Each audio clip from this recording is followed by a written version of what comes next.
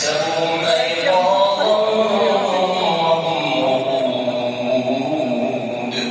ونقلبهم ذات اليمين وذات الشمال وكلبهم باسط ذراعيه بالوصيد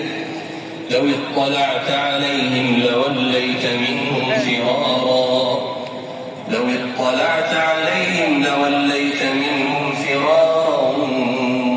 ولملئت منهم رعبا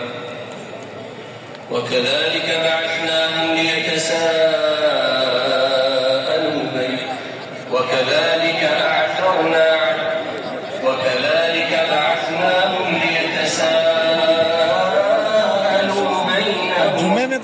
قال قائل منهم كم لبثتم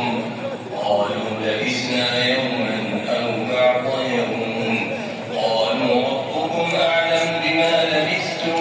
فبعثوا أحدكم بورقكم هذه إلى المدينة فلينظر أيها أزكى طعاما فليأتكم برزق منه وليتلطف ولا يشعرن بكم